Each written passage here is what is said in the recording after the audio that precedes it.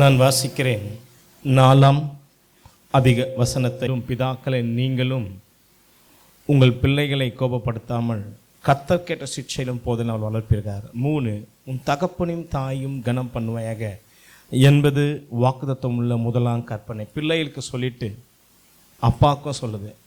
உபதேசம் என்பது அப்பாங்க என்றைக்கும் பிள்ளைகளுக்கு மாத்திரம் அல்ல, பிள்ளைகளை அப்பாங்க பிள்ளைகளை எப்படி நடத்தணுன்றது கூட வேதம் அழகாக சொல்லியிருக்குது. நாம் இன்றைக்கு தியானிப்போம் பிதாக்கள். கடந்த வாரமே என்ன ஜெபிச்சுன்னு இருக்கும்போது இன்றைக்கி father's day special. Last week நான் ஃபாதர்ஸ் டே ஸ்பெஷலில் சொல்லணுன்னு வரல, லாஸ்ட் வீக் எனக்கு தெரியாது என்ன பேசணுன்னும் போது பல செய்தி வரும்போது, இந்த செய்தி வரும்போது சில காரியங்களை கர்த்தர் எனக்கு கொடுத்தார். அப்போ தான் நான் ஊர்ஜம் சரி சத்தியம் இது மாதிரி சூழ்நிலை இது ஏற்கனவே சொல்லும்படியான ஒரு காலம் வந்தது, அது பேச முடியல. இன்றைக்கு தான் எல்லாமே ஒவ்வொரு நேரத்தில் சில நேரத்தில் கொண்டு வர செய்தியை முழுமையாக பேச முடியாது என்னால். சில நேரத்தில் அப்படியே பாதியாக விட்டுறோம். இப்போ அதை விட்டுப்பட சில காரியங்கள்லாம் இன்றைக்கு நாம் பார்க்க போகிறோம். ஒரு சபை, ஒரு தலைவன், சபை கட்டப்படுவதே ஒரு தலைவன் மீன்ஸ் பாஸ்டர் தலைவர்லாம் ஒரு சப்ஜெக்ட் தனினாலும், அதே போல் ஒரு குடும்பம் கட்டப்படுவது முக்கியமாக ஒரு ஃபாதர் அப்பாவை தான். ஒரு தகப்பன் என்று சொல்லும்போது தாயை பிரிச்சு இல்லை, தகப்பன் என்று கொண்டு வரும்போது சரீரம் ஒன்று தான். ரைட் நான் சொல்கிறது, ஒரு தகப்பன் தாய் 2 பேர் தான் ஒரு குடும்பம் கட்டப்படும். வெறும் ஒரு பெண் அப்படின்னு தான் ரொம்ப கஷ்டமாக போராடணும். வெறும் ஒரு தகப்பனால் குடும்பம் கட்டப்படாது. ஒரு குடும்பம் கெட்டு போவதற்கும் பெற்றோர் தான். ஒரு குடும்பம் நாசம் அடைவதற்கும், கெட்டு போவது வேற, நாசம் அடைவதற்கும் வேற. ஒரு குடும்பம் உயர்வதற்கும் பெற்றோர் தான். ஒரு குடும்பம் மேன்மை அடைவதற்கும் அது பெற்றோர் காட்டுற வழி தான். ஒரு உலகத்தின் நீதி அதுதான். வேதம் என்ன சொல்லுதுன்றது தான் இன்றைக்கு. சபை என்பது பிள்ளைகளுக்கு உபதேசம், பெற்றோருக்கு உபதேசம். ஒரு தேவன் ஒரு மனிதனை தெரிஞ்சு கொள்வது காரணமே அந்த மனிதன் மூலமாக அந்த குடும்பம் ஆசீர்வாதமாக இருக்கணும் என்பதற்காக தான். இன்றைக்கு அநேகருடைய வாழ்க்கை நாம் கேட்டுப்போமா, இதுக்கெல்லாம் காரணம் எங்கள் அம்மா, இதுக்கெல்லாம் காரணம் என் அப்பன், இதுக்கு என்னை எல்லாம் நடுத்தில் நிற்க வச்சுட்டாங்க. ஒவ்வொருத்தரோட சரித்திரம். இன்றைக்கு எங்கள் அப்பா நீங்கள் பண்ணியிருந்தாரா எனக்கு இந்த மேலே இங்கே வந்த சூழ்நிலை வந்திருக்கோம். அதே சிலரை காட்டிங்கன்னா இன்றைக்கு நான் நல்லா இருக்கிற காரணமே எங்கள் அப்பா தான், இன்றைக்கி நான் ஆசீர்வாதமாக இருப்பதற்கு காரணமே அப்பா தான் சிலர் சொல்லுவாங்க. இதே தான் இன்றைக்கு நாம் 4 விதமாக ஏன் குடும்பம் பிதாக்களுடைய காரியத்தை ஃபாதர்ஸ் டே ஸ்பெஷலாக பிதாக்களை குறித்து இன்றைக்கு நாம் பேச போகிறேன். 4 விதமான பிதாக்களை குறித்து சுருக்கமாக. பிளஸட் ஃபாதர், ஆசீர்வதிக்கப்பட்ட தகப்பன். குட் ஃபாதர், இன்னைக்கு ஆசீர்வதிக்கப்பட்ட அப்பா இருப்பாங்க, நல்ல அப்பா இருப்பாங்க. இன்னைக்கு நம்ம அதை பார்க்க போகிறோம். நல்ல அப்பா. 2, பேட் ஃபாதர், கெட்ட அப்பா. ஒஸ்ட் ஃபாதர், மோசமான அப்பா. இன்னைக்கு அப்படிதான். ஆசீர்வதிக்கப்பட்ட தகப்பன், நல்ல தகப்பன், கெட்ட தகப்பன், மோசமான தகப்பன் என்று 4 விதமான தகப்பன்களை நாம் பார்க்க போகிறோம். இதில் ஏதாவது ஒன்று தான் நான் இருக்கணும், நீங்கள் இருக்கணும். சில நல்லது என்று நாம் நினைக்கிறது கூட கர்த்தருடைய பார்வைக்கு நல்லா இருக்காது. இதான் விஷயம் நான் சொல்கிறேன். எங்கள் அப்பா நல்லது செஞ்சார் அப்படின்னு சில சொல்லி கூட அந்த குடும்பம் சீராக இருக்காது. காரணம், நல்லது என்று உன் தகப்பன் செஞ்சது அதை கர்த்தருடைய பார்வையில் பொல்லாப்பு. அதுதான் ஆசா செஞ்சது. இன்றைக்கு 4 விதமான அப்பா நம்ம இதில் ஏதாவது ஒரு கேட்டகரியில் இருக்கணும். நான் எப்படி இருக்கணும், என் குடும்பம் நான் எப்படி இருக்கணும். அப்போ சபை என்பது எப்படி இருக்குதோ அதே மாதிரி வீடு என்பது சபையாக தான் இருக்கணும்.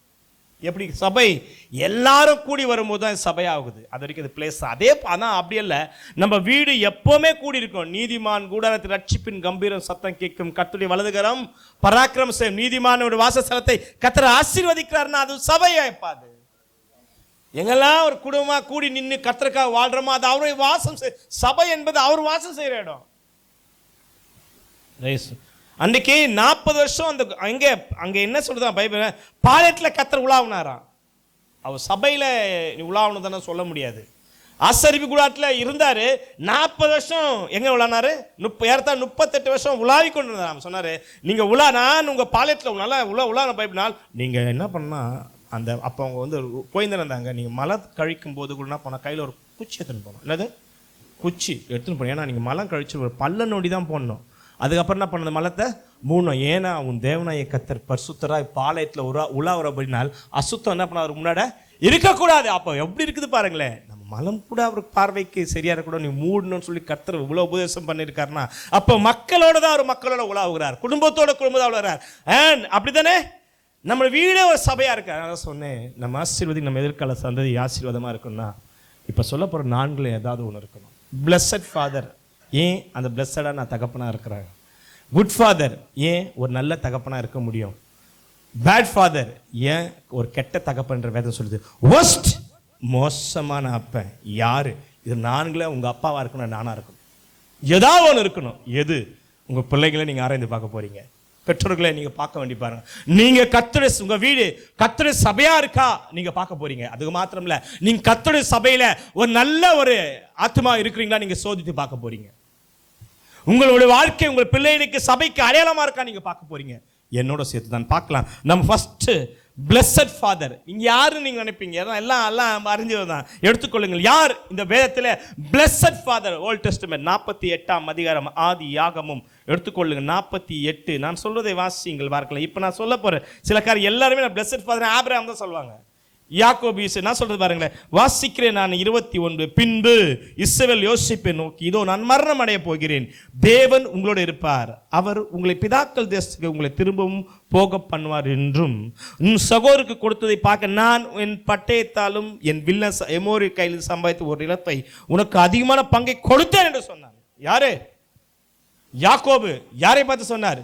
யோசேப்பு. இங்கே வாசிக்கலாமே 49 பைபிள் சொல்றது 22. யோசேப்பு கனித்தரும் செடி, அவன் நீருற்ற கனித்தரும் செடி, அதன் கொடிகள் சுவரின் மேல் படரும். 25 உன் தகப்பனுடைய தேவனாலே அப்படி ஆயிற்று, அவர் உனக்கு துணை இருப்பார். யாருக்கு துணை இருப்பார்? சர்வலோகம் அப்படி ஆயிற்று, அவர் உயர வானத்திலிருந்து உண்டாகும் ஆசீர்வாதங்களால். யாருக்குமே யாக்கோபு தன்னுடைய 12 பிள்ளைகள் ஆசீர்வாதம் சொல்லல. கீழே ஆழத்தில் உண்டாக ஆசீர்வாதங்கள், சாணங்கள் கற்பங்கள் உடைய ஆசீர்வாதம் உன்னை ஆசீர்வதி. அது மாத்திரம் உன் தகப்புடைய ஆசீர்வாதங்கள் 26 என் பிதாக்குடைய ஆசீர்வாதங்களுக்கு மேற்பட்டதா இருந்தது. கவனிங்கள், ஆபிரகாம் ஈசாக்கு காட்டிலும் யாக்கோபின் ஆசீர்வாதம் மேற்பட்டது. நித்திய பரவல் மட்டும் எட்டுகின்றன. அவைகள் யோசேப்பின் சிரசின் மேலும் தன் சகோதர விசேஷத்தினுடைய உச்சதன் வருவதாக. இப்படிப்பட்ட ஆசீர்வாதம் சொல்லுது. யாருடைய தகப்பனுடைய ஆசீர்வாதம்? ஆபிரகாம் ஈசாக்கு யாக்கோபின் ஆசீர்வாதம். என் ஆசீர்வாதம் யாக்கோபை உயர்வு. அந்த ஆசீர்வாதம் யார் மேல வரணும்? யோசேப் மேலதான்.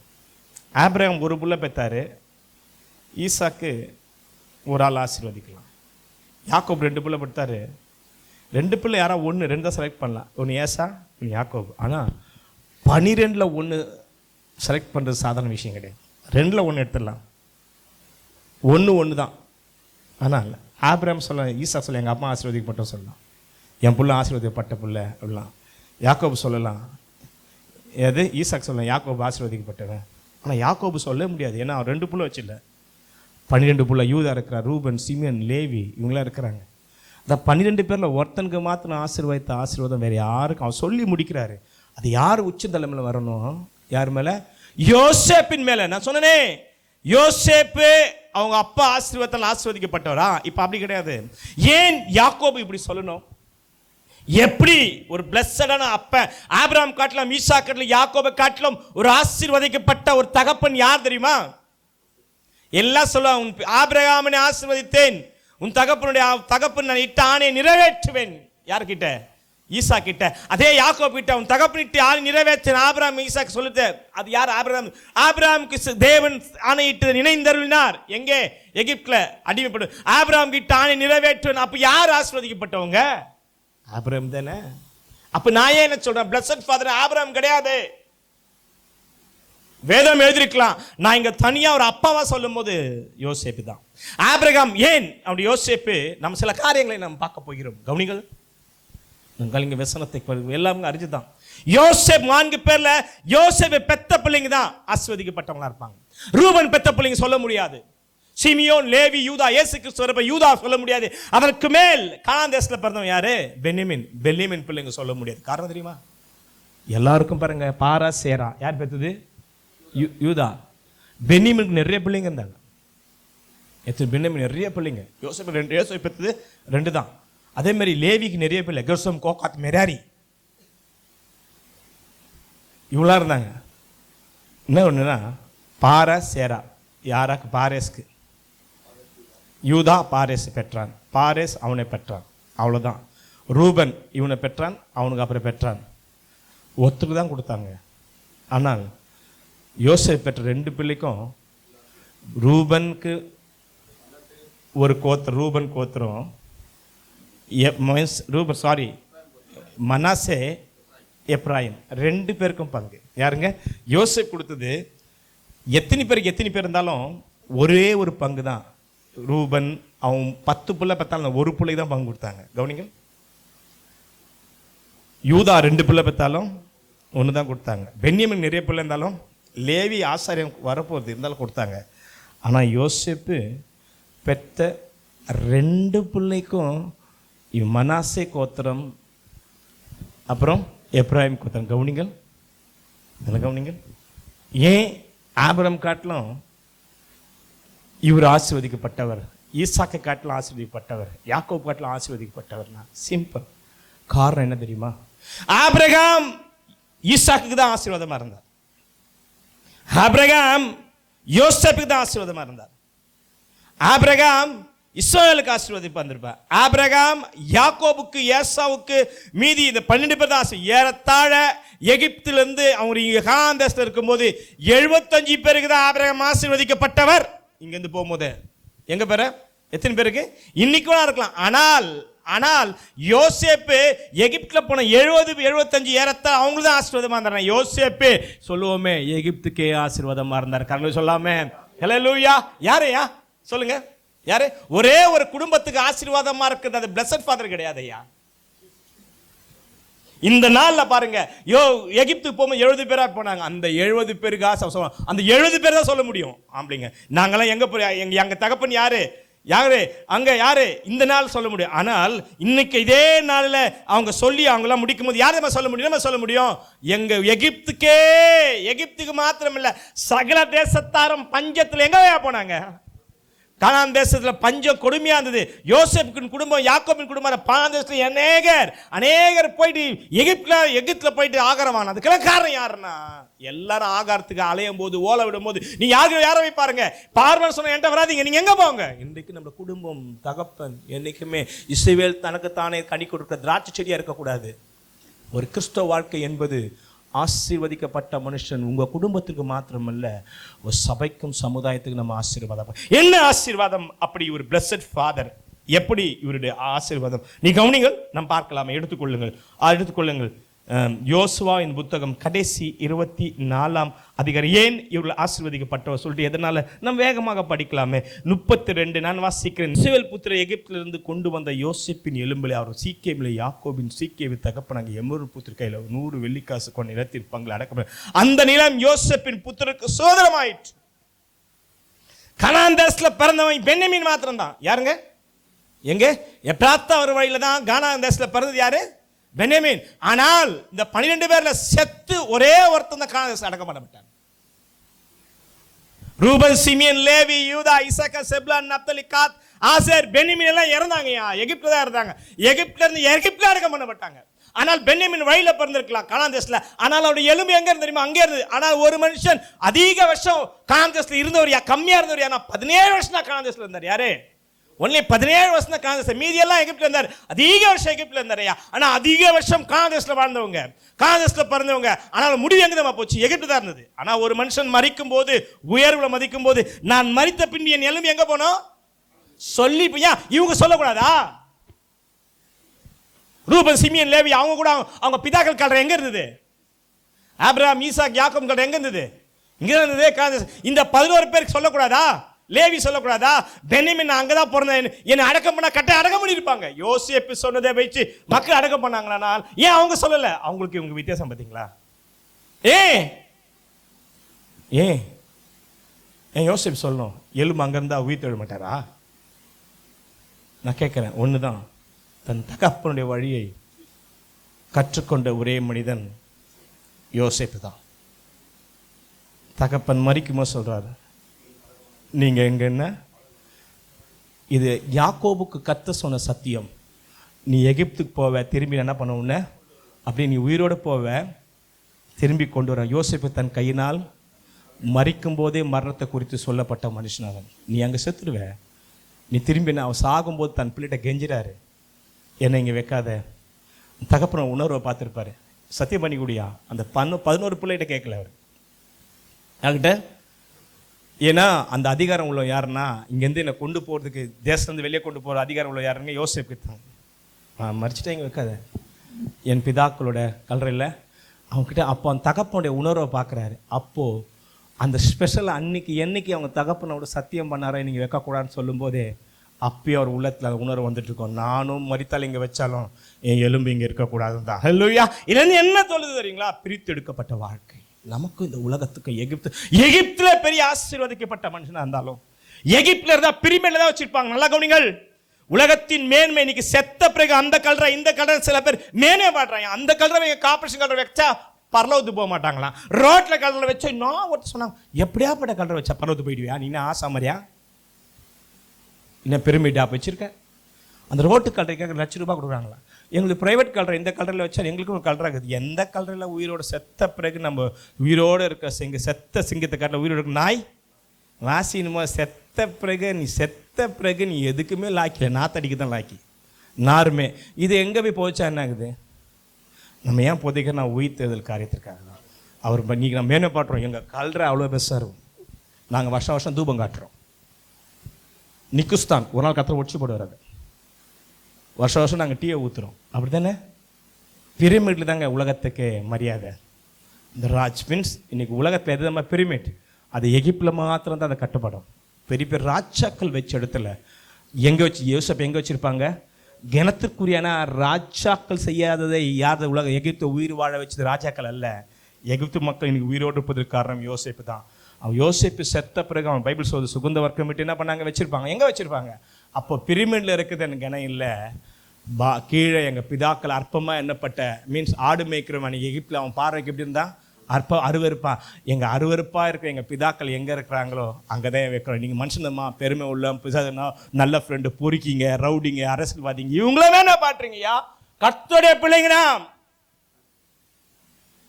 அவங்க சொல்லுவாங்க, எங்களை ஆசீர்வாதம் பாருங்கய்யா, கர்த்தர் கொடுக்குற காணாந்தசில் எங்கள் பிதாக்களுடைய எலும்பு நாங்கள் வச்சுருக்கோம். யாருடைய ஆசீர்வாதம்? இன்றைக்கு அந்த மீதி இருக்கிற இஸ்ரேல் மக்களை சொல்ல முடியும், 70 பேரா போனோம் நாங்கள். இன்னைக்கு பலத்து வருவதற்கு காரணமே எங்க ரூபன், சிமியோன், லேவி, யூதா, தான், நப்தலி, கத, ஆசர் இல்லை. எங்க அப்பா ஒருத்தர் யோசேப்பு எங்களை வாழ வைக்கும்படியே எகிப்தில் கர்த்தர் கொண்டு போனார். இல்லைன்னா பஞ்சத்தில் நாங்கள் என்ன பண்ணியிருப்போம்? இன்னைக்கு இவ்வளோ பலத்து இருக்க மாட்டேன், செத்து இருப்போமே. கவனிங்கள், அந்த யோசேப்பின் வாழ்க்கையை கொஞ்சம் பாருங்களேன். இந்த குடும்பத்தை காப்பாற்றுவதற்காக தன் வாழ்க்கையை இழந்து போனது தான். சில நேரங்கள் நம்ம வாழ்வின் நாட்கள் ஏற்பட சின்ன சின்ன விஷயம். இன்றைக்கு நாம் ஏற்பட உபத்திரம் அவர் சொல்லிப்பார, சின்ன வயசு 4 வயசுல அம்மா எழுந்துட்டாரு. வெறும் சகோதரோட போராட்டம். 17 வயசுல ஏன் பிரச்சனை? அவர் உண்மையாக வாழ்ந்துதான் ஏன் பிரச்சனை? அவர் உண்மை இல்லைன்னா அந்த 10 பேரோட அவர் இருந்திருக்கலாம். அவங்களாம் துர்மார்க்கரா தவறா ஜீவியம் பண்ணாங்க. அப்பாவுக்கு உண்மையாக இருந்ததுதான் ஏன் பிரச்சனை? அப்பா விருப்பப்பட்டு அவர் ட்ரெஸ்ஸு கொடுத்தாரியா, அதுதானே சகோதர பிரச்சனை. என்ன வந்து அதனால குடும்பத்திலிருந்து பிரிக்கப்பட்டு குழியில் விழுந்து ஒரு ராஜா போல அந்த பிள்ளைய ஒருத்தன் கையில் விற்று அவன் அடிமையாகி ஒரு போத்திபார் வாங்கி அந்த வீட்டில் ஒரு வேலைக்காரனாக இருந்தவன் ஒரு பொம்பளையாக தொல்லப்பட்டு கடைசியில் சிறைசாலை போய் இதுக்கு எவ்வளோ கிரியா செலுத்தினார். இடத்துல 13 வருஷம் தன் வாழ்க்கையை கிரியா செலுத்தி அப்பா அம்மா குடும்பத்தை பார்க்காம 22 வருஷம் தனித்து விடப்பட்டு வாழ்ந்த ஒரு மனிதனால தான் பெரிய ஆசீர்வாதமே வந்தது. எந்த ஒரு பிதாக்களை சொல்ல முடியாது. அன்னைக்கு இஸ்ரேல் மக்கள் என்ற கூட்டத்திற்கு நீங்க ஆசீர்வாதம் இருப்பதற்கு ஆபிரகாம் ஒருத்தனா இருந்தான், ஈசாக்கு 2 பேர் இருந்தார், யாக்கோபு 12 கோத்திரம். இந்த 12 கோத்திரத்தை இவங்க தான் பெத்தாங்க. உண்மை. ஆபிரகாம் என்ன சிநேகித்து கொண்டு வந்த உண்மை. சில சத்தியம் தெரியாது. ஈசாக்கு என்ப உண்மை. யாக்கோபு என்ற 12 இந்த 12 கோத்திரத்துக்கு உயிர் கொடுத்தது யாரு? யாக்கோபு 12 பிள்ளை பெற்றார், உண்மைதான். ஆபிரகாம் ஊர்ல கொண்டு வந்ததான். ஈசாக்கு 2 பிள்ளை பெற்ற, உண்மைதான். இந்த 12 கோத்து உயிரோட வாழ்வதற்கு பிழைப்பதற்கு தேவ திட்டம். இவர்கள் பரதேசியா அந்நிய சஞ்சரிப்பாங்களா? இந்த திட்டத்தை யாரால் நிறைவேற்ற முடியும்? இதுக்கெல்லாம் காரணம் யாரு?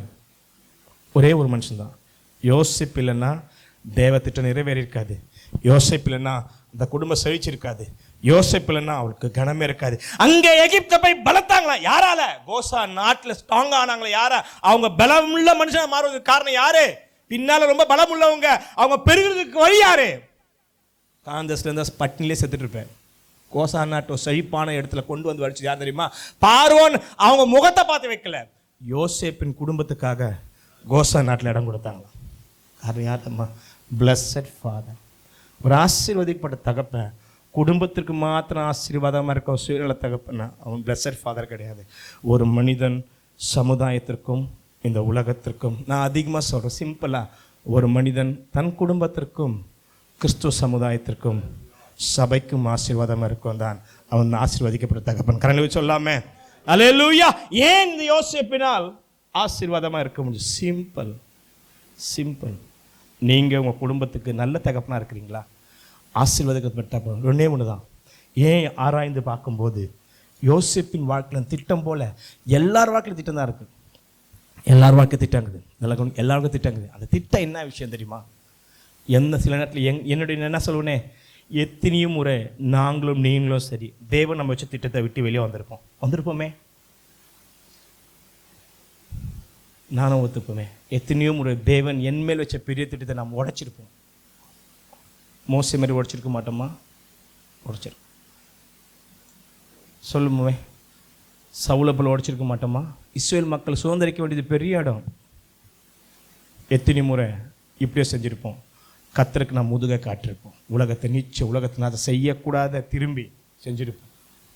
ஆனால் ஏதாவது ஒரு வழியில் விழுந்து வந்திருப்போம். தாவீது கூட சரி, அது மோசே இருந்தாலும் சரி, எங்கேயாவது ஒரு இடம் யோசேப்பு கர்த்தருக்கு முதுகை காட்டினது போல, கர்த்தர் திட்டத்தை விட்டு வெளியே வந்தது போல, கர்த்தர் திட்டத்தை உடைச்சது போல ஒரு இடம் இருக்காது.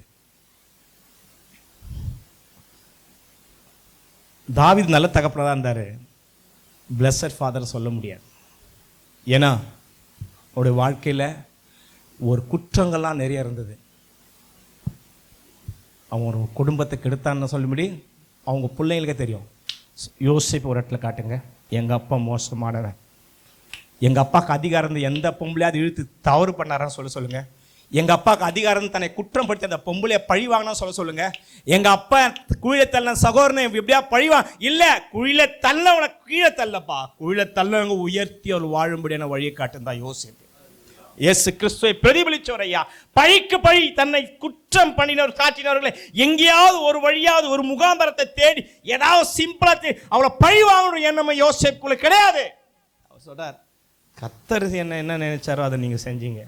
இவையெல்லாம் கர்த்தருடைய சித்தம்னார். வேற ஒரு இடம் காட்ட முடியாது, தன்னை காட்ட முடியாது.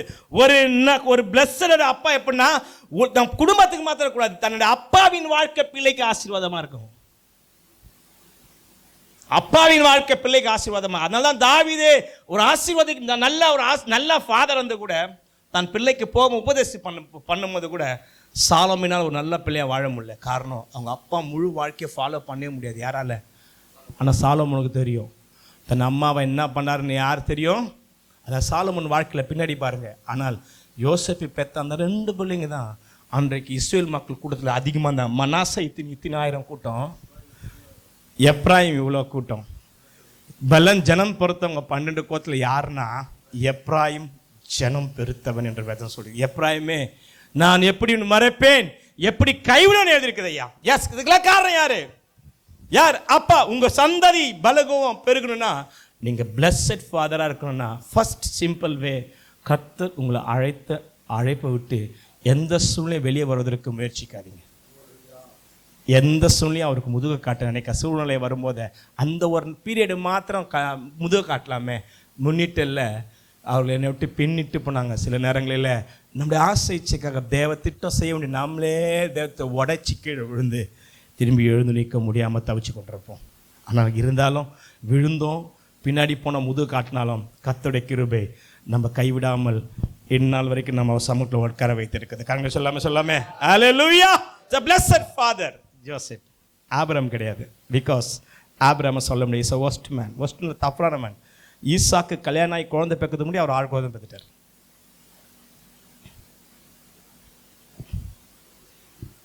தான் பெத்த ஒரு பிள்ளை கல்யாணம் கட்டி குழந்தை பெற்று அவர் நிறைய பிள்ளை பெற்றுட்டார் கேத்ரால் கிட்ட. ஏன்னா அவர் சாகும்போது யாக்கோபுக்கு ஏசாக்கு 15 வயசு. அதுக்கு முன்னாடி என்ன பண்ணிட்டார் அவர்? அந்த பிள்ளைங்களுக்கெல்லாம் எல்லாருக்கும் பணம் கொடுத்து செட்டில் பண்ணிட்டார். அந்த வாழ்க்கை ஈசாக்கு ஃபாலோ பண்ணி வாழ முடியுமா? தன் மனைவி பேச்சை கேட்டு தன் வேலைக்காரை திருமணம் கட்டின அந்த வாழ்க்கையை ஈசாக்கு ஃபாலோ பண்ணி வாழ முடியுமா? இந்த வாழ்க்கையை ஏசா யாக்கோபு வாழ முடியுமா? அப்போது ஆபிரகாம் தேவனால் தெரிந்து கொள்ளப்பட்டிருந்தாலும் ஆபிரகாம் முழு வாழ்க்கை யாருக்கு ஆசீர்வாதமாக இருக்காது? அவர் சந்ததிக்கு இருக்காது. நான் சொல்கிறது, ஆனால் கர்த்தரிட்ட ஆணை தான் ஆசீர்வாதமாக இருந்தது தவிர எங்கள் அப்பா வயசான காலத்தில் ஒழுங்காக இருந்ததுன்னா இஸ்மவேல் என்ற ஒருத்தன் உள்ள வந்திருக்க மாட்டான். ஈசா சொல்லலாம், எங்கள் அப்பா ஒழுங்காக இருக்கும்போது எங்கள் அம்மா வீட்டு பேர் பாருங்க, கேத்துடான்ற பொண்ணு நான் ஒரு வயசான வந்துட்டேன் என்ன இருக்கும் போது அவருக்கு 20 வருஷம் குழந்தை பெறல. யாருக்கு? ஈசாக்கு 60 வயசுக்கு வந்து. ஆனால் அவருக்கு எத்தனை புள்ள பத்திருக்காரு? 25ஆம் வயதில் அந்த புள்ள இந்த புள்ள பண்ணி அவங்களாம் பெருசாயிட்டான். 6 புள்ள பத்த எத்தனை வயசு இருந்திருக்கும் யோசிங்க. வயசாதே, கர்த்தருடைய ஊழியக்காரங்க வயசாதே பாருங்க. ஆனால் நியாயப்பிரமாண காலத்தில் அதை பற்றி பெருசாக கர்த்தர் எடுத்துக்கல.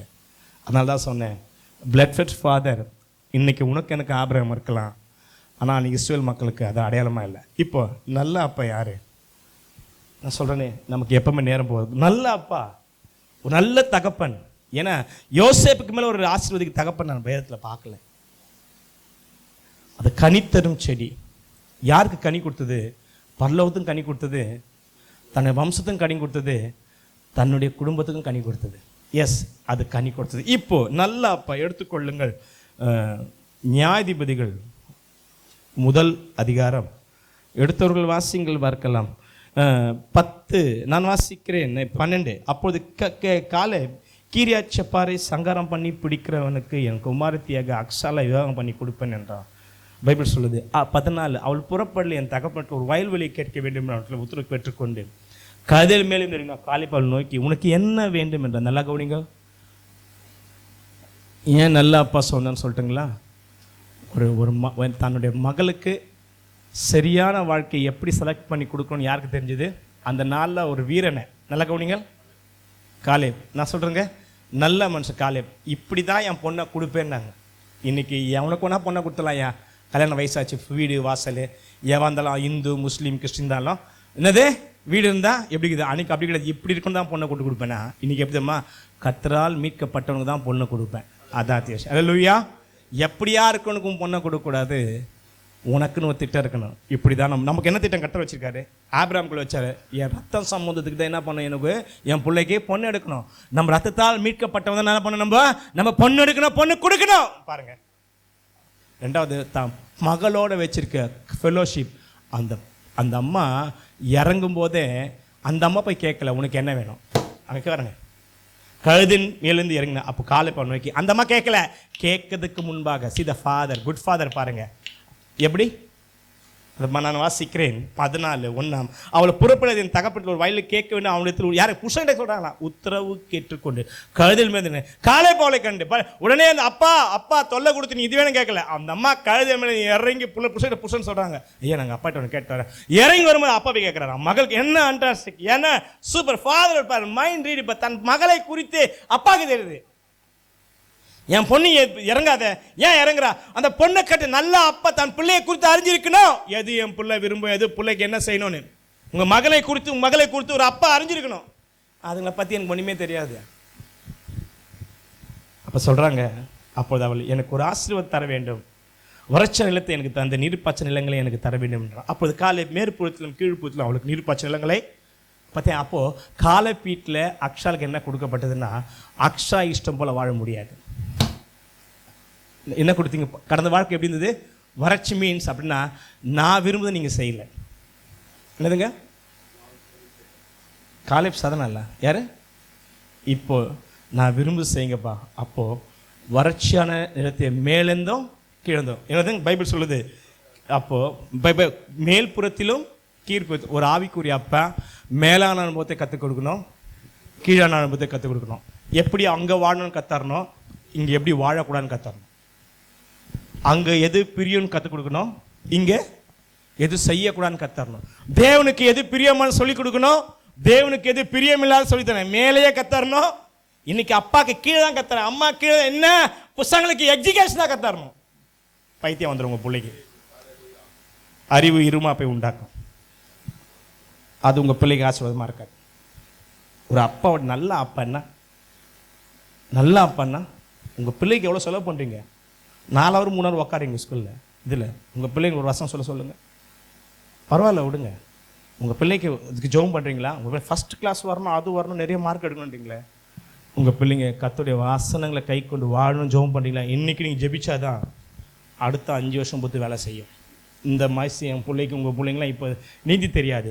ரட்சிப்புக்கு என்று ஒரு டைம் மனசாட்சி, நல் மனசாட்சி அவன் உடையவர்களாக வரும்போது அப்போ கர்த்தர் வேலை செய்யணும்னா இன்னைக்கு அப்பா அம்மா வேலை செய்யணும். அக்ஷர ஆசீர்வதிக்கமான பிள்ளை எப்படி குட் ஃபாதர்? ஒரு நல்ல அப்பா யாரு? தான் பிள்ளைக்கு எப்படி வாழ்க்கையை அமைச்சர்னு இருக்கணும். நல்ல அப்பா யாரு?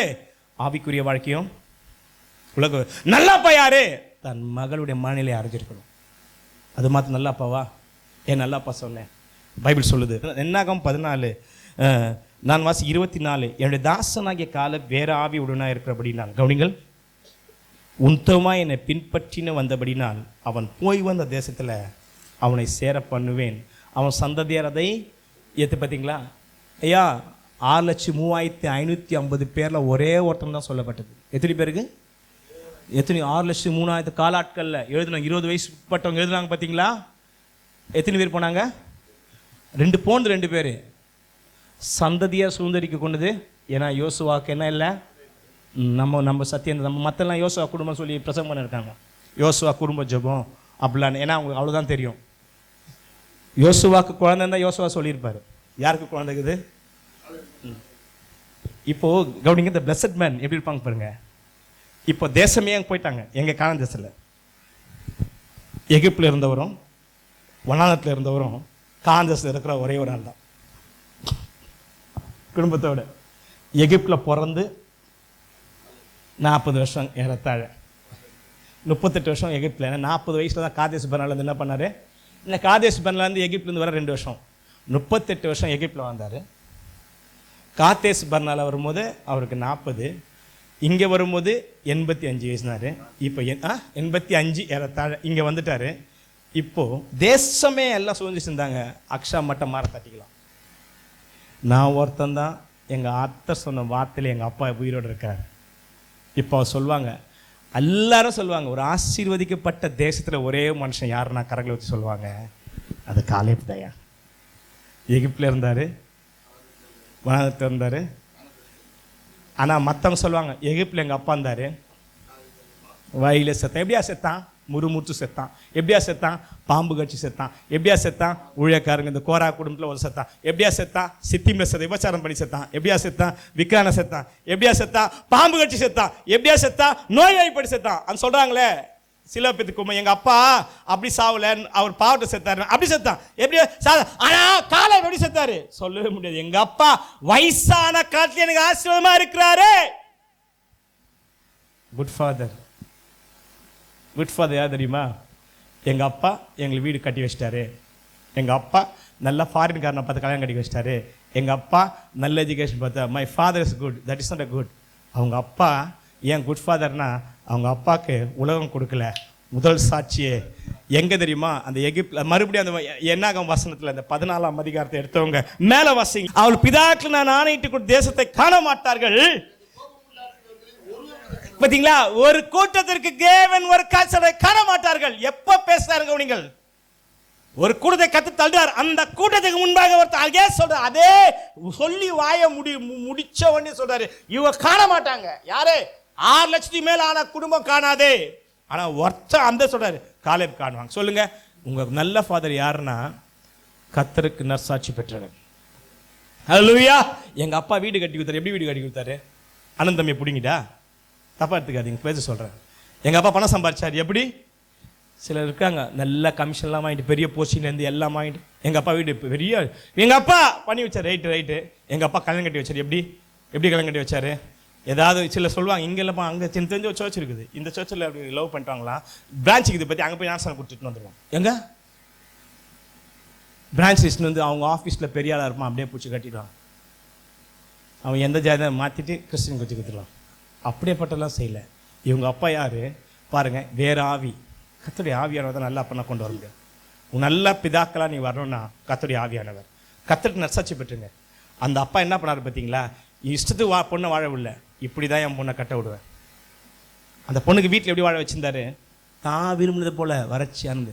அந்த பொண்ணுக்கு எப்போ தெரியுமா அந்த பெண்ணையோட இஷ்டப்படி வாழ வச்சாருன்னா கல்யாணம் கட்டின பிறகு தான். இனிமேல் அப்பா என்ன பண்ணக்கூடாது, கல்யாணம் கட்டின பிறகு உங்கள் பிள்ளைய அதிகாரம் பண்ணக்கூடாது. கல்யாணம் ஆச்சுன்னா உங்கள் பிள்ளைங்களுக்கு வேலைக்கார கிடையாது, உங்கள் பொண்ணுங்க பிள்ளைங்க செய்யணும். அவங்க வேற ஒருத்தருங்க யாருங்க, இப்போ சொல்கிறா நீ வாழ்ந்து போங்க. கவனிகள், அப்படி வளர்த்த ஒரு பெண் என்னமா பண்ணாங்க, ஒரு நல்ல குடும்பத்தில் இந்த பொண்ணு எப்படிமா போச்சு. பையனை பற்றி போடல. ஓத்துனேல் யாரு, ஊயிஸ் ஓத்துனேல் ஃபைட்டர். அவர் சொன்னார், ஒரு யுத்தம் மலையில் போயிட்டு கீரியா செப்பாரை சங்கரித்து எவனை அழிக்கிறான் அவனுக்கு என் பொண்ணு தான். அப்போ கீரியா செப்பாரை அடித்து சண்டை போட்டவன் இவன் யாரு, சண்டைக்காரன்.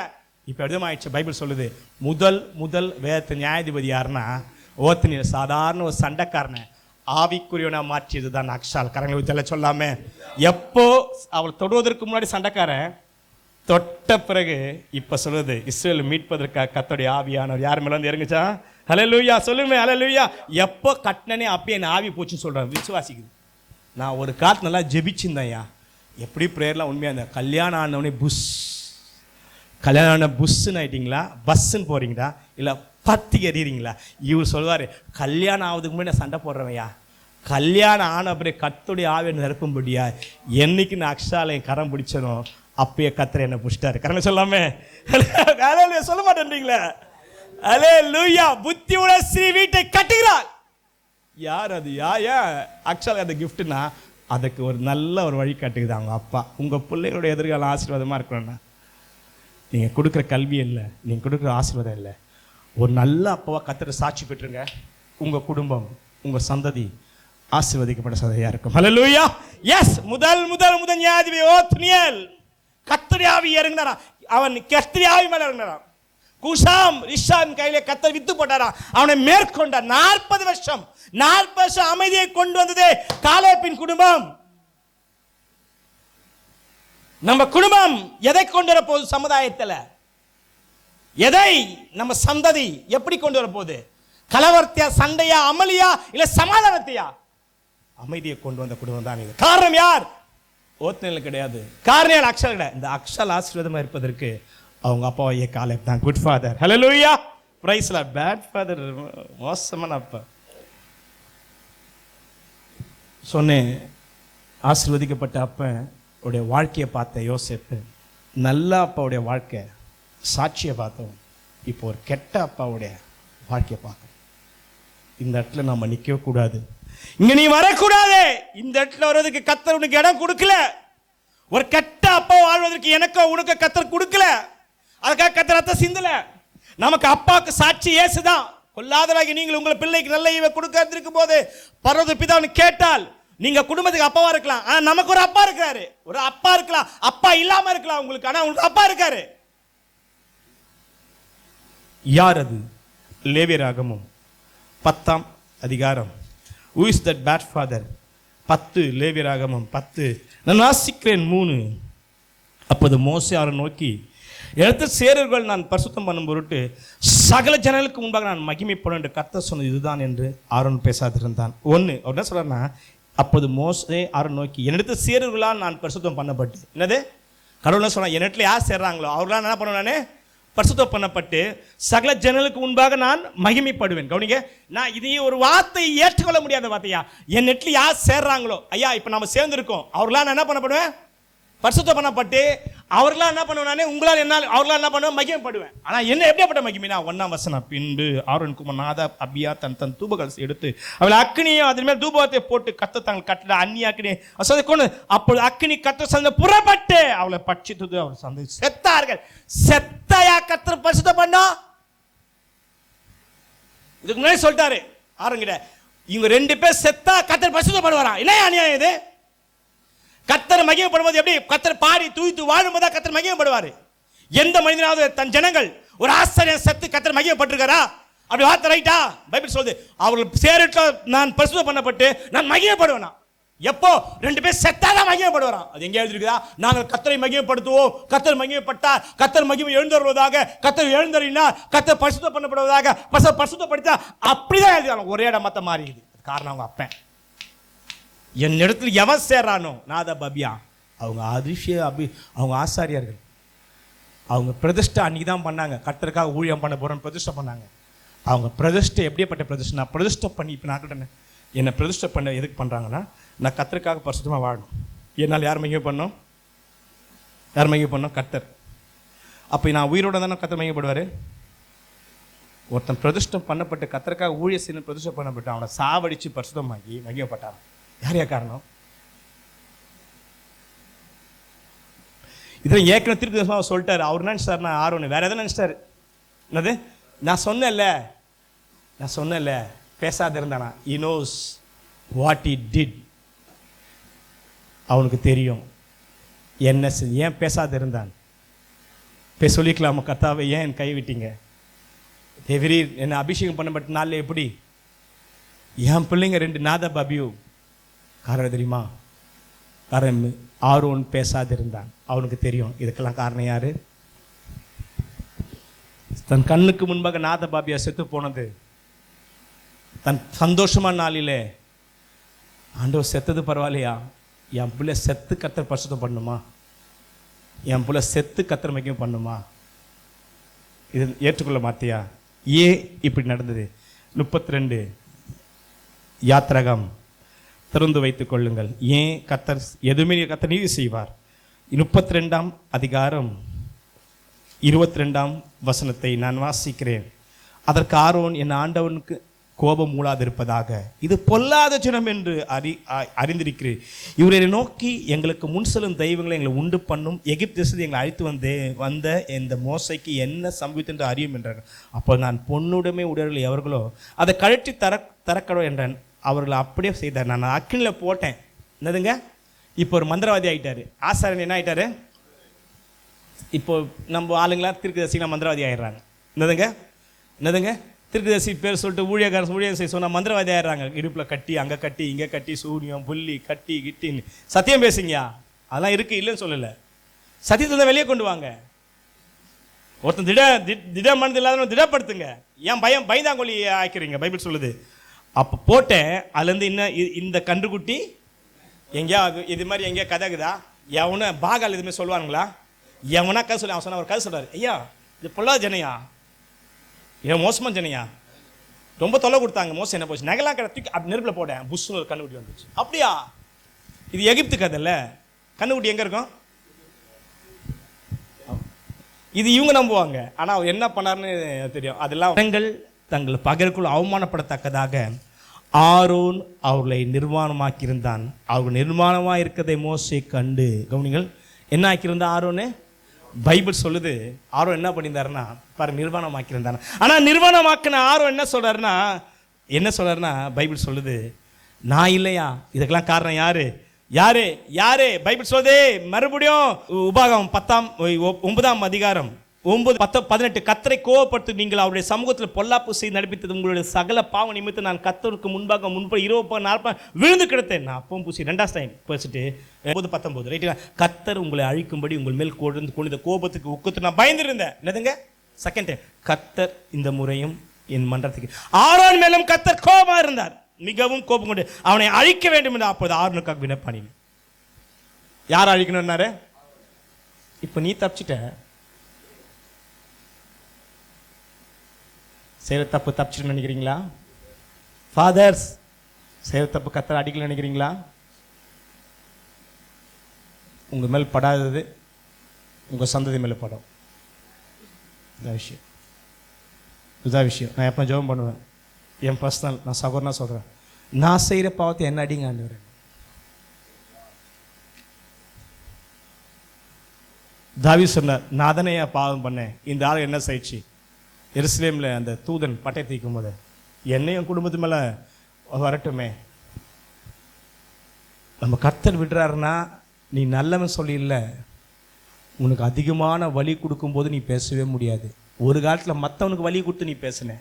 இது பொல்லாத ஜனம், வணங்கா கழுத்துள்ள ஜனம், இவங்க மோசமானது உனக்கு தெரியல. கொடுத்தாங்க, போட்டேன், அது தானாக வந்து சார், அது மோசம். அதை பற்றி எதுவுமே சொல்ல பேசின போய் நான் பேசி அவருக்கு என்ன டேலண்ட் அதிகம்? என்ன டேலண்ட்டு? உன் சகோதரர் நல்லா பேசுவானே, அந்த நல்லா பேசுகிற டேலண்ட்டு இன்னைக்கு கர்த்தர் பேசினாரேயா. என்ன பேசினாரே? ஆரோன் பேசாதபடி. உன் பிள்ளை செத்தாங்களே, அப்போ தான் நான் பரிசுத்தமாயிட்டேன். உன் புள்ள செத்தாங்களே, என் நாமம் மகிமைப்பட்டது. ஏன் தெரியுமா? இதே ஆரோனால் கர்த்தருடைய நாமம் அவமானப்பட்டது. அவர் எல்லாருமே மக்களை நிர்வாணமாக்கி இருந்தானா? ஆரோன் நினைச்சிருந்ததை மாத்திருக்க முடியும். ஆரோன் நினைச்சா மாத்திருக்க முடியும். அப்பதான் கோபப்பட்டு கர்த்தரை பற்றி நிக்கிறது யார்? ஒரு பெரிய மாற்றம் வந்தது. அந்த நேரத்தில் ஆரோன் தப்பிச்சுக்கினான். லேவி குடும்பத்தை நின்ட்டாங்க. அந்த நேரத்தில் நாதாப் அபியூ தப்பிச்சினாங்க. அந்த நேரத்தில் பாவம் கண்ணுக்குட்டி செய்யாதான் செத்து போனா, குடிச்சவன் செத்து போனா, ஆனா செஞ்சவன் தப்பிச்சிட்டான். டான்ஸ் ஆனவன் செத்து போனா, ஆனா அதுக்கு தலைவர் செத்து என்ன பண்ணா தப்பிச்சிக்கினான். அவன் குடும்பம் தப்பிச்சுதான். அவன் நினைச்சுப்பாங்க, அப்பா என் குடும்பத்தில் ஒன்றும் இல்லைப்பா, அவன் வீட்டில் செத்து போயிட்டான், எல்லாரும் வீட்டில் சாப்பிடு. 3000 பேர் செத்துருக்காங்கன்னா பார்த்துங்க. எவன் குடிச்சு போல இருந்தா ஆரோனுக்கு சந்தோஷம், என் வீட்டில் இருக்க 4 புள்ள சாவல, நாங்கள் சாவல, கத்தருக்கு சோத்திரம் சோத்திரம் சோத்திரம், அப்பா தப்பிச்ச இவன் ஆசீர்வாதம் சரி. இப்போ வந்தார், டைம் பார்த்துருப்பார். ஒரு நாள் வந்தது, இப்போ பேசவே முடியல. ஏன் பேட் ஃபாதர் சொன்ன தெரியுமா? செத்து போனது. ஆனால் ஒஸ்ட்டு கிடையாது அவன் இந்த மனுஷன். காரணம், இதற்கு பின் ஆரோனுடைய வாழ்க்கை மாறி போச்சு. ஒரு சந்தர்ப்பம் வருதுன்னா மாறிக்குங்க. இதற்கு பின் நீ ஆரோனை பார்க்க முடியாது. அதற்கு பின் இத்தாமருக்கும் எலியாசாருக்கும் ஆரோன் ஆசீர்வாதமாக இருந்தார். அந்த பரிசுத்தம் சொல்லுது புதிய ஏற்பாடுல, ஆரோனை போல அழிக்கப்பட்டார் வழி. அதுக்கப்புறம் ஆரோன் ஓடுறாரு, ஆரோன் அழுகுறாரு. மரித்தவர்களுக்கும் நின்னது நடு நின்னாராம். உயிரோடு இருக்கிறவருக்கும் மரித்தவர்களுக்கும் நடு நின்று தூபம் காட்டினாராம். ஆரோன் வாழ்ற வரைக்கும். இதற்கு பிறகு தன் வாழ்க்கை நாள் முழுவதும் என்ன பண்ணாருன்னா உண்மையா உத்தமம் வாழ்ந்து முடிச்சிட்டாரு. இதுக்கு அதனால பேட் ஃபாதர் ஏன் சொன்னா, இவங்க இழந்ததுக்கு தான். என்னைக்கு வாழ்க்கையில் டான் வரும்போது நான் மாறினோம். ஆனால் அந்த 2 பேருக்கு தான் பேட் ஃபாதர்.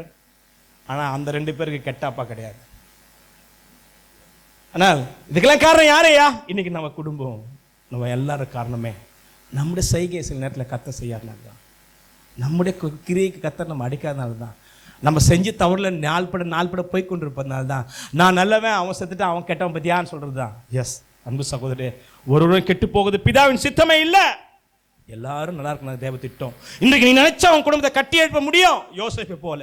நீ நினைச்சா அவன் குடும்பத்தை கட்டி எழுப்ப முடியும், காலேபை போல. நீ நினைச்சா உன்னால அவன் குடும்பம் கட்டுவாக முடியும். ஏதாவது ஒரு இடத்துல நீ இருக்கணும், ஏதாவது நான் இருக்கணும்.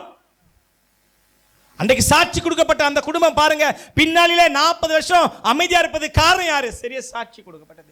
பின்னாளிலே அந்த 2 கோத்திரம் பெரிய லெவலுக்கு வளர்ந்து பலிகி பெற காரணம் அது யோசேப்பே. கானான் தேசத்துல ஒரு ஆசீர்வதிக்கப்பட சொல்லுவாங்க, எங்க அப்பா எலும்பு இந்த பூமிக்கு ஆசீர்வாதமா இருந்ததையா. அந்த கனித்தரும் செடி செத்தம், அந்த மரம் கனி கொடுத்தது. யோசேப்பு என்ற செடி. Worst father. சிம்பிள். நமக்கு நேரம் இருக்குன்னு 10-12 நிமிஷம். இந்த இடத்துல யார் நம்ம ஒஸ்ட் ஃபாதர் பார்க்கலாமே. ஒஸ்ட் ஃபாதர் பேரே கிடையாது, ஒரு கூட்டம். யாராவது ஒருத்தர் பேச சொல்லக்கூடாது, ஒரு சின்ன ஒரு காரியத்தை மட்டும் எடுத்து நம்ம பேசலாம். யார் பைபிளில் ஒஸ்ட்டு? நிறைய பேர் பார்த்தேன். எரோபியம்லாம் நம்ம தேவை கிடையாது. நான் இப்போ சொன்னது எல்லாமே ஃபேமஸானால தான், முக்கியமானது தான். ஆரோன் நீங்கள் நினச்சிருக்க மாட்டீங்க. யாராவது எரோபியம் நினச்சிருப்பீங்க, பாஷா நினச்சிருப்பீங்க, மோசமான போய் யோராம் நினச்சிருக்கலாம். மீன்ஸ் இந்த யோராமே, இல்லைன்னா அகசிய நினச்சிருக்கலாம். இவங்களாம் best. Worst means bad father. Worst fellows யாருன்னா நீங்கள் இவங்க தான். வாசிங்களோ அவங்க கிடையாது. எடுத்துக்கொள்ளுங்கள், எஸ்ரா 10ஆம் அதிகாரம் எடுத்துக்கொள்ளுங்கள், 17ஆம் வசனம். அந்நிய ஜாதியின ஸ்திரீகளை கொண்டவர் எல்லாருமே காரியத்தை 1ஆம் மாதம் 1 தேதியில் விசாரித்து முடித்தார்கள். ஆசாரியர் புத்தரில் மறுஜான மனைவிகளை கொண்டவர்களும் காணப்பட்டு யார் என்றால் யோசாக்கின் குமார் யோசுவா குமார்லாம் அவன் சகோதரரும் மசேலேசி. இவங்களா போட்டுட்டு நான் கடைசி வசனத்தை இவர் எல்லாரும் மறுஜான ஸ்திரீயை கொண்டவர்கள். இவர்களில் சிலர் கொண்டிருந்த ஸ்திரீத்தில் பிள்ளைகளை பெற்றிருந்தார்கள். என்னதுங்க 19, இவர் தங்கள் ஸ்திரீகளை தள்ளிவிடுவோம் என்று கையடித்து கொடுத்து தாங்கள் குற்றவாளியானபடினால் குற்ற நிவாரண பலியாக ஒரு ஆட்டுக்கடாவை செலுத்தினார்கள். யார் ஒஸ்ட்டு அப்பா? நல்லா கவனிங்கள். ஏன் மோசமான அப்பா நான் சொல்கிறேன், யோசிக்கிறீங்களா? இவங்க யாருன்னா யூத மக்களை சிறைப்பட்ட மக்கள் வெளியே வராங்க. 70 வருஷம் சிறைப்பில் இருந்தாங்க பார்த்தீங்களா, நேப்காத் நேச்சர்லேருந்து.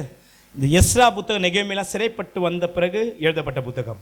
நான் சொல்ல சிறை இருப்புலேருந்து வந்த யார்? செருபாபேல் தலைமையில் வந்தவங்க இங்கே என்ன பண்ணுறாங்க? ஃபஸ்ட் ஆரம்பத்தில் தேசத்தில் இவங்க எதுக்காக இவர் சிறையிருப்புலேருந்து அனுப்பினார்னா, கோரேசு நீங்கள் போயிட்டு உங்கள் தேசத்தை கட்டவும், ஆலயத்தை கட்டவும், கட்டத்தை நிறைவேற்றுறதா எங்கேருந்து வந்தாங்க? இவங்க எதுக்காக வந்தா? சிறையிருப்புலேருந்து வந்து நம்ம தேசத்தை கட்டணும், நம்முடைய ஆலயத்தை கட்டணும், இதுக்காக தான் வந்தாங்க. ஆனால் வந்தவங்க அதை செய்யலை. வந்தவங்க ஏற்கனவே இவங்க காலியாக விட்டு போன இடத்துல மறுஜாதியெல்லாம் வந்து இருந்தாங்க பார்த்தீங்களா, இவங்க வந்து உள்ளே தங்கிட்டு என்ன பண்ணாங்களாம், ஏற்கனவே பொண்டாட்டி இருக்கும்போது அவங்கள என்ன பண்ணாங்க, நான் என்ன சொல்கிறேன், ஃபர்ஸ்ட் கிளாஸ் இன்னைக்கு நடக்கிற ஒரு காரியம் தெரியுமா, லிவிங் டுகெதர் அன்றைக்கி யார் ஸ்டார்ட் பண்ணி கொடுத்தது பைபிளில்? வாழலாம், கழட்டி விட்டுலாம், கழட்டி விட்டானுங்க பற்றியா இவங்க.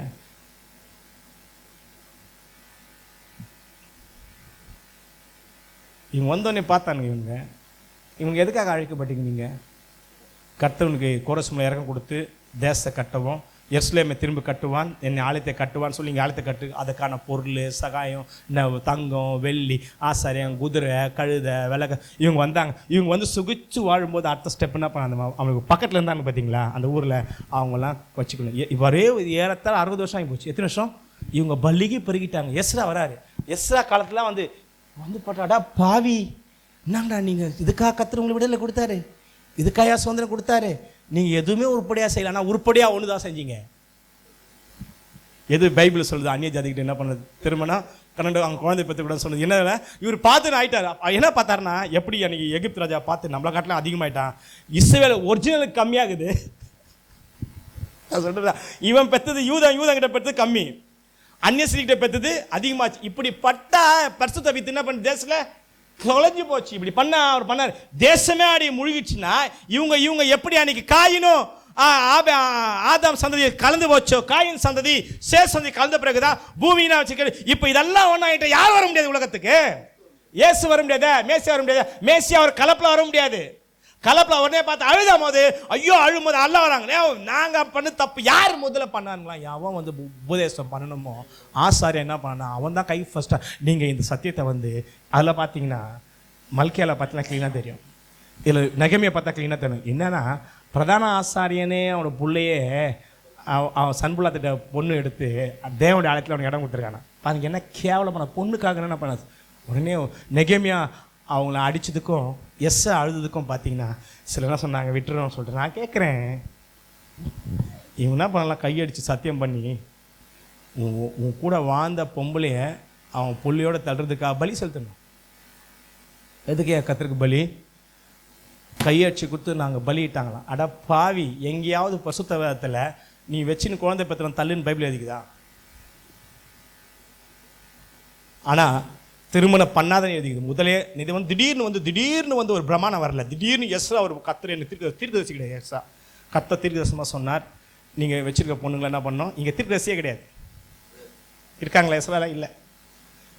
தீர்க்கதரிசனம் நியாயப்பிரமாணம் எழுதி, எந்த காலத்தில் அதிகமாக நியாயப்பிரமாணம் எழுதிக்கப்பட்ட சத்தியத்தில் நீ அந்நிய தேவதைகளை ஆராதிக்கக்கூடாது, அந்நிய ஸ்திரீயோட சேரக்கூடாது, அவ்வளோ குழந்தை அதிகமாக யோசுவா நாட்களிலிருந்து மோசே வாயில சொல்லி யோசுவா நாட்களிலிருந்து தீர்க்கதரிசனம் அதிகமாக இதுபட்டு இஸ்ரேல் மக்கள் சிறைப்பட்டு போவதற்கு காரணமே சாலமோன் அந்நிய பொண்ணு ஸ்டார்ட் பண்ணி அங்கேருந்து கடைசி வரைக்கும் ஸ்டார்ட் பண்ணி அந்நிய தேவதை உள்ள வர காரணமே பொம்பளைங்களால தான் உள்ள வந்துன்னு அவங்க தெரியும். ஒரு பொண்ணை பக்கத்து ஊர் கலங்கினா வருமா கோயில் தெய்வத்தை கொண்டு வருவான், எப்படி ராகல் கொண்டு வந்தாங்க போல, ரைட்டா? அப்படி கொண்டு வந்துதான் தெரியும், அதை தான் தெரியும். இப்போ தெரிஞ்சு இன்னைக்கு நம்ம சிறைப்பட்டு போவதற்கு காரணம் யாரால? அந்நிய ஸ்திரீகளுக்கு திருமணம் பண்ண மெயின் காரியம். இப்போ நம்ம விடுதலை பண்ணது யாரால? அவங்கள கத்தர் எப்படியோ அவங்கள விடுதலை பண்ணி திரும்பி அதை விழுந்தினா திரும்பி நீங்கள் கதி என்ன ஆகும்? அவரை அழுவும் போது தான் கையெழுச்சுடுவாங்க. இப்போ அவங்க பொண்டாட்டி அனுப்பும் போது கூட யார ஆரம்பிச்சிட்டாங்க. இப்போ அந்த பிள்ளைங்க எப்படி வாழ்கிறோம்? நான் சொல்லிட்டேம்மா, இப்போ என்ன தான் வச்சுட்டு உங்களை சொன்னக்கும் வரும். நான் தான் என் பிள்ளைய பார்த்தேன் சைரஸ், நான் அனுப்பிச்சிட்டேன். அவர் சொல்லுவார், உங்கள் அப்பா பேர் என்ன? அருண். நான் சொல்லுவேன், சைரஸ் என் பிள்ளை இல்லை, இவன்லாம் ஒரு அப்பனா. பின்ன யார் பிள்ளை அது? சப்பா இஸ்மேல் யார் பிள்ளை? உன் பிள்ளைக்காக நீ ஜெபம் பண்ண. ஆபிரகாம் பிள்ளை ஏற்றுக்கினால? ரூத்து பெற்றது ஏற்றுக்குச்சா இல்லையா? தாமார் பெற்றது பைபிள் ஏற்றுக்குச்சா இல்லையா? ராகா பெற்றது, பட்சபால் பெற்றது, இவங்களாம் கத்தை ஏற்று தானே இருக்காரு. நீ ஏன்டா தள்ள? நான் கேட்குறேன், நீ கடவுளை காட்டினாரு. எப்போ நீ முதல்ல எப்போ தெரிஞ்சிருக்கணும்? நீ உன் மனைவியோட வாழ்ந்த போது அந்நிய ஜாதியை சேராமல் இருந்த பற்றியா அப்படியே இருந்திருக்கணும். இவங்க டைம் வரும்போது என்ன பண்ணிட்டாங்களாம், கையடிச்சு கொடுத்து. இப்போ அந்த பிள்ளைங்க வளருது. இப்போது ஒரு பொண்ணை ஒரு பெண்ணை தேவையில்லாமல் நம்ம தள்ளி விட்டு வந்துட்டா அந்த பிள்ளை எப்படி வளருது? நீங்கள் சொல்லுங்கள். அப்பா இருந்தோம் அப்பா இல்லாமல். ஐயா, ஒரு அப்பனாக இருந்தால் உன் பிள்ளையோட நீ இருக்கணும், உன் பிள்ளைக்கு சோறு போடணும், அப்போ தான் நீ அப்பன்னு சொல்ல முடியும். இல்லை நீ அப்பம் கிடையாது. ஒரு அப்பனுடைய தகுதி என்ன தெரியுமா? பிள்ளைய போட்டு பெற்றுட்டு வேலைக்கு போயிட்டு எங்கேயா போகிறது கிடையாது. பிள்ளைய சுமக்கணும், பிள்ளைக்காக உழைச்சி கொடுக்கணும். 2 கொடுக்காத ஒரு அப்பன் யார் தலைமையில் உட்கார வச்சுட்டு அவனை சொன்னால் அவன் அப்பம் கிடையாது. இப்போ அந்த பிள்ளை எப்படி வளருது? அப்பம் இல்லாமல் வளருது, அப்பம் உழைப்பு இல்லாமல் வளருது, அப்போ இருந்தோம் அப்போ இல்லாமல் வாழுது. என் ஒர்ஸ்ட் பேரண்ட். அவங்க அப்பா உயிரோடு இருக்காரு, ஆனால் அப்பா இனிஷியல் கிடையாது. அப்பா இருக்காரு, அவன் சாப்பிட்றான், ஆனால் அந்த அப்பா சம்பாதிக்கிறது அந்த பிள்ளை சாப்பிடல. அதில் காரணம் யார்? பின்னால் சமாரியார் என்று வந்தது பற்றி. வீட்டில் தவிர எங்கே தங்கியிருக்காரா? ஆனால் சமாரியில் தங்கினாராம். அவங்கள விடவே இல்லை. இன்னும் தங்கு, இங்கே இருங்க சொன்னது யார் தான்? சமாரியாருக்கு சுவிசேஷம் சொல்லப்பட்டது. ஐயா, எஸ், அவங்க யார்? ஆனால் இஸ்ரேல் மக்கள் என்றைக்குமே சொல்ல எங்கேயுமே தோதுக்குள்ள காலம் வரும்னு. ஆனால் அவங்க மலை மேலே தோதுக்கு அவங்க சொல்கிறாங்க, என் தகப்பன் யாக்கோபு பிடிச்சி இங்கே ஆண்டவருக்கு சத்தியம் சொல்கிறாங்க. ஏங்க, எஸ், இந்த ஜனம்தான். எனக்கு என்னது? உங்கள் பிள்ளைங்க எப்படி வளர்க்குறீங்க? நீங்கள் தான் உழைச்சி உங்கள் பிள்ளைங்களை வளர்க்கணும். உங்கள் ஆதரவு தான் உங்கள் பிள்ளைங்க இருக்கணும். உங்கள் பிள்ளைங்க உங்கள் கூட தான் இருக்கணும். உங்கள் பிள்ளைங்க நீங்கள் தான் வளர்க்கணும். அந்த மனுஷன்தான் குட் ஃபாதர். சூழ்நிலை எப்படியா இருந்திருக்கலாம், ஒரு காலத்தை எப்படி கல்யாணம் ஆகிட்டுருக்கலாம். அது தள்ளுவதற்கு பைபிள் சொல்லுது, தள்ளி விடுதல் நான். அப்போ எங்கே சொல்ல? மல்கியா இல்லை. காரணம் யாரை பற்றி சொல்லுது? தள்ளான்னு பார்த்தீங்களா? தள்ளி விடுதல் நான் வெறுக்கிற இதுதான். ஆனால் அந்நிய குமாரத்தில் விக்கிரத்தில் கல்யாணம் கட்ட அதே வெறுக்கிறார் அங்கத்தர். நீ முதலே ஒழுங்காக இருந்திருக்கணும்யா. உனக்கு அந்த பொண்ணை கட்டிக்க முன்னாடி தெரியாத சத்தியம். 2 அங்கம் இஸ்ரேல் மக்கள் 2 அங்கம் பண்ணாங்க. எஸ், அப்படி இருக்கக்கூடாது. சொல்கிறது உங்களுக்கு புரியுதுங்களா? இவன் தான் ஒஸ்ட்டில், பைபிளிலே ஒஸ்ட்டு. அப்பா இருந்தோம் அப்பா இல்லாமல், அப்பா உயிரோடு இருந்தோம் என் பிள்ளை சொல்லாமல் தள்ளி விடும்போது. இப்போ சொல்லி முடிக்கிறேன். அந்த பொண்ணு என்ன பண்ணியிருப்பான்? புருஷன் தள்ள பிறகு வேறு யாராவது கல்யாணம் கட்டியிருப்பாங்க, விபச்சாரம் பண்ண மாட்டாங்க. வேறு யாராவது கல்யாணம் கட்ட அந்த நாளில் இருந்து கல்யாணம் கட்டி வாழ்கிறாங்க. ஆனால் அந்த பொண்ணு ஒரு ஆணோட வாழ்வாங்க. அந்த புள்ள சொல்லாது என் அப்பான்னு சொல்லி. ஆனால் அப்பா எங்கே இருக்கிறான்? எஸ், எங்கே இருக்கிறான்? ஆனால் யார்? யூத கோத்திர பிறந்தது தான். யார்? ஆபிரகாம் வித்து தான் பிறந்தது. அவன் இல்லைன்னு சொல்லலாம். கர்த்தர் சொல்வாரா? அப்போ நான் மறுபடியும் சொல்கிறேன், தாமார் பெற்றது அப்போ இல்லைன்னு சொல்ல முடியும். தாமார் பெற்றது பாரசர் அங்கீகரிக்கப்படுமா? இந்த குழந்தை அங்கீகரிக்கப்படும். சல்மான் ரூத்து ராகாப் பெற்றது அங்கீகரிக்கப்படுமா? இது அங்கீகரிக்கப்படும். போவாஸ் ரூத்து பெற்றது அங்கீகரிக்கப்படும். இவனுங்க மாத்தின மோசமானங்கய்யா. அன்றைக்கு சூழ்நிலைக்காக மாறி போகிற குடும்பம் அப்படின்னு நம்ம தள்ளி வரக்கூடாது. ஒருவேளை நம்ம தள்ளி விடாமல் இருக்கலாம், அது பேச வரல. முடிக்கிறேன். உன் பிள்ளைக்கு நீ தான் சம்பாதிச்சு கொடுக்கணும். உங்கள் பிள்ளைங்களே உங்களோட தான் வளரணும். உங்கள் பிள்ளைக்கு நீங்கள் தான் அடையாளம். இப்படி இல்லைன்னா த ஒஸ்ட். உங்கள் பிள்ளைங்க நீங்கள் அடையாளமாக இருக்கணும். வேதனை இருக்கக்கூடாது. பேட் ஃபாதர் ஆரம்பம் இருக்காதீங்க. பேருக்கு பெத்த பேர் பிரதான ஆசிரியர். என்னையா ஆசிரியர்? நீ யாரையா முதல் பலியிட்ட? நீ யாரை பலியிட்ட? உன் பிள்ளைங்க தான் பலியிட்டு நீ பிரதான ஆசிரியர் இருப்பது காரணம் பிள்ளைங்களை சாவச்சா நீ வாழ்கிற. சிலருங்க பிள்ளைங்களை சாவச்சுட்டு அவங்க உழைப்பு வாயில் போட்டுப்பாங்க. நான் சொல்கிறேனே, பிள்ளைங்க அப்பா அம்மா உழைச்சி தரணும், உண்மை தானே? அவங்க திரும்ப சிலருக்கு பார்த்தேன், அவங்க கல்யாணம் ஆகாமல் தாங்க உழைக்கணும்னு சொல்லிட்டு உழைச்சி எறும்பா தேஞ்சி கடைசி வரைக்கும் அம்மா அப்பா வாழ வச்சுட்டு அவங்க கல்யாணமே கட்டாமல் போன நிறைய பேர் இருக்கிறாங்க. எத்தனையோ பேர் தான் செய்கிறவங்க. அவங்க வாழ்க்கை அந்த கல்யாணம் கட்டிக்கு தான் வாழ்க்கை போய்ட்டு சொல்லிட்டு அவங்கள பலியாக்கி இவங்க வாழ்வாங்க. இருக்கா இல்லையா? 1-2 இல்லை. சில பேர் 40 வயசு மேலே திருமணம் பண்ணி பார்த்துருக்கேன். ஸோ 45 வயசு காரணம் அவங்க கேட்டு பாருங்களேன். லேடிஸ் தான் அதிகமாக அவங்க கேட்பேன் சொல்லியிருக்காங்க. குடும்பத்துக்காக நான் தேகம். என் தங்கச்சியில் நான் கல்யாணம் கட்டேன். ஆனால் அவங்க தங்கச்சிலாம் அந்த லேடியை பார்க்க மாட்டாங்க. அம்மா காரணம் யார் கொடுக்குறாங்களோ அவங்கள பிடிச்சி இழுத்துன்னு தான் இருப்பாங்க. எந்த மரம் கண்ணி கொடுத்தா அது கண்ணி கடிச்சுன்னே இருப்பாங்க. கடைசியில் அது பட்டை மரம் பிறகு வயசாயிடுச்சு. எத்தனையோ பேர் அவங்கெல்லாம் worst mother and worst father. ஒரு தாயா தகப்பனாக இருந்தாலும் தம் பிள்ளைகளுக்கு வாழ்க்கைக்கு ரிஸ்க் எடுக்கணும். அவங்க திருமணத்துக்கு ரிஸ்க் எடுத்து யார் செய்யணும்? அப்பா அம்மா செய்யணும். நீ விசுவாசியாக இருப்பேன், என் பொண்ணு என்னை போஷிக்கலை, என் புள்ள என்ன போஷிக்கல, என் பிள்ளைக்கு கல்யாணம் கட்டி கொடுத்துட்டு என்னை யார் சோறு போடுவா, என் பொண்ணை கட்டிட்டு யார் சோறு போடுவா சொன்னா நீ விசுவாசத்துலேருந்து விழுந்து போன மனுஷி.